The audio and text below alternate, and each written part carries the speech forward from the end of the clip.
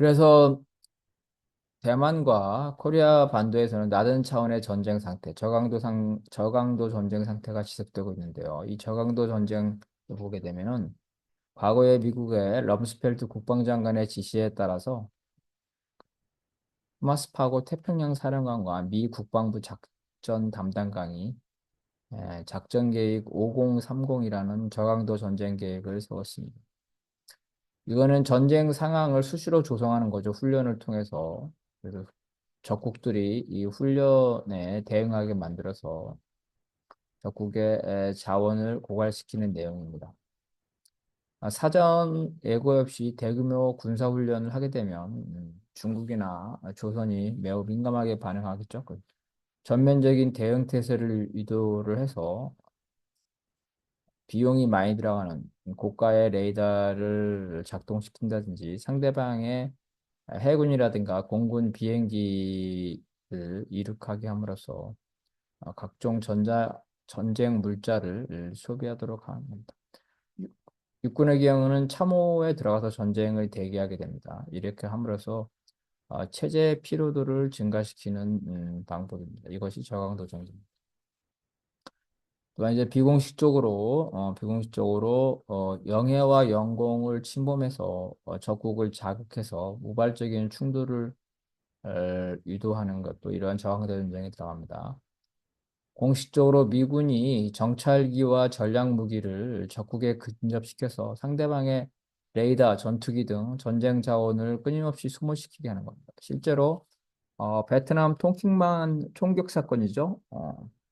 미국이 음, 월맹 북베트남으로부터 어, 미국의 함정이 총격을 받다 해서 북베트남과 전쟁을 시작했죠. 근데 그거는 미국에서 그거를 유도한 조작 사건이라는 게 나중에 밝혀졌습니다. 나포 사건도 물론 미국은 조선의 영향에 침범하지 않았다지만 사실은 이제 조선의 영향에 침범을 해서 미국의 정보함이 나포가 된 거고 미국은 사과를 했습니다. 사과를 함으로써 선언을 돌려받았고 배는죠. 배는 여전히 대동강에서 전시되고 있습니다. 우리가 잘 모르는데 미국의 정찰기 121기가 조선의 상공에서 격추된 사건이 있었고요. 고고도 정찰기 SR-71의 경우에는 조선이 대공 미사일을 써서 격추하려고 했지만 이 대공 미사일의 사거리가 짧아서 격추되지 못한 사건도 있습니다. 그리고 최근에는 스텔스기죠. 스텔스 F-22나 F-22의 전신인 F-117 같은 것들이 이 북의 평양 상공에 침범하는 이러한 것들이 일어나고 있고 이런 것들은 이제 미국의 조종사의 증언에 따라서 사실로 밝혀지고 있습니다.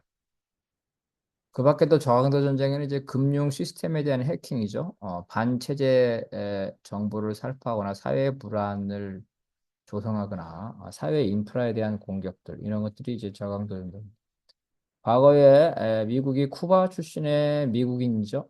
쿠바 망명객들을 동원해서 쿠바의 주요 시설을 파괴하고 유원지에서 무차별 테러를 자행하는 이러한 사보타지죠. 사회 불안 이런 것들이 이제 진행되는데 이것들이 이제 쿠바의 정보 요원인 곤잘레스에 발각되는 그러한 사례도 있었습니다. 이와 같이 세계대전은 동맹과 그다음에 여러 곳에서 동시 전쟁이고요. 그럼 현재 상태의 세계대전의 양상은 어떨 것인지 봅시다. 핵심적으로는 재래식 소모전과 전술 핵전쟁의 위험성이 있다는 겁니다. 재래식 소모전은 이미 시작됐고 이것이 전술 핵전쟁으로 발전될 수 있다는 겁니다. 전략 핵무기를 사용하는 공멸전쟁, 전술 핵무기를 사용하는 선멸전쟁, 재래식 무기를 사용하는 소모전으로 구분될 수 있습니다. 공멸전쟁이라는 너도 죽고 나도 다 죽습니다. 냉전 시기에 미국은 3,200발의 핵무기를 동시에 씁니다. 소련도 마찬가지죠. 상대방의 동맹국까지 다 쓰고 사회 전반을 파괴하는 이러한 공멸 전쟁이죠. 이러한 전쟁은 사실상 지구가 망하기 때문에 어, 미국과 소련이 미친 관계가 되지 않는 이상은 일어날 가능성이 낮습니다. 그 다음에 몇만 명을 죽일 수 있는 전술 핵무기를 사용하는 선멸 전쟁이죠. 이건 현재 어, 러시아에서 서방이 러시아를 침략하면 전술 핵무기를 사용하겠다고 이미 푸틴이 얘기하고 있습니다. 재래식 소모전은 진행되고 있고요. 이 핵무장 국가들이 만약에 핵무기를 사용할 경우는 주변에 핵무장을 하지 않은 국가들이 여기에 위협을 느끼고 어, 자기들도 핵무장을 하게 되죠. 그래서 핵무장 국가는 핵무기를 잘 사용하지 않습니다. 핵무기가 확산되기 때문에 핵무기가 확산되면 핵무장 국가의 핵 우위가 약화된다는 겁니다. 그래서 핵무장 국가도 국가의 안보가 심각하게 위협받는 그런 극단적 상황이 아니라면 재래식 무기를 먼저 사용합니다.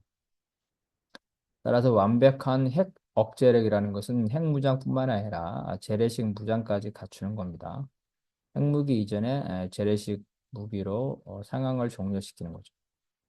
핵전쟁의 이러한 존재와 상호 의존성은 세계체전으로 볼 때, 세계체제에서 볼 때 미중러의 전면적인 열전은 물론 그 핵전쟁의 가능성이 낮다고 볼 수 있습니다. 무슨 말이냐면 미국과 중국, 러시아가 자기네 나라 본토죠, 수도 이런 주변 인구 밀집적 중심으로 해서 전면적인 핵전쟁을 하거나 자기들끼리 전면적인 재래식 전쟁할 가능성은 낮다. 자기네 영토에서는 안 한다는 거죠. 물론 이제 우크라이나 전쟁처럼 자기네 국경 지역에서는 할 수 있겠지만 자신들의 인구 밀집 지역에서는 전면적인 형태의 전쟁은 회피할 거다는 거죠. 자살 행위이기 때문에.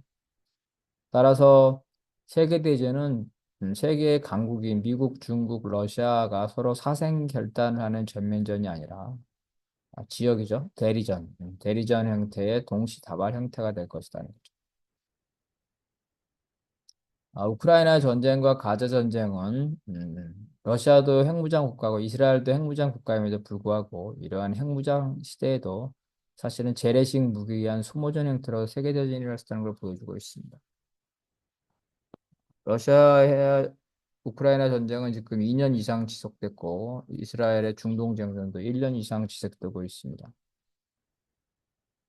상대방에 대해서 압도적인 재래식 무기를 가지고 있는 핵무장 국가는 핵무기로 하는 게 아니라 재래식 무기로 전면전을 할 수 있고 소모전을 할 수 있다는 거죠.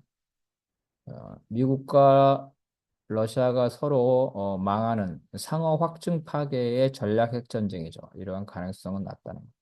하지만 코리아 반도나 대만에서의 이러한 대리전전, 지역 전쟁의 가능성은 그 어느 때보다 높다는 겁니다. 조선이죠. 조선은 한국에 대해서 재래식 무기가 열세입니다. 미국에 대해서는 물론 핵무기까지도 열세이죠. 그렇기 때문에 조선 역시 미국과 너도 죽고 나도 죽는 전략 핵무기 전쟁은 안 하겠지만 이러한 한국과 미국에 대해서 재래식 무기가 열세이기 때문에 이러한 재래식 무기의 열세를 극복할 수 있는 비대칭적인 전력으로서 전술 핵무기 사용 가능성이 높습니다. 실제로 현재 조선은 항공모함이라든가 지휘부, 항만, 군사시설 등 전술적 목표를 파괴하는 그러한 전술 핵무기를 소형화하고 대량화하면서 지금 전쟁이 날 경우에는 이러한 전술 핵무기를 사용하겠다. 특히 남한에 대해서도 이러한 전술 핵무기를 사용하겠다고 공언하고 있는 이런 상태입니다.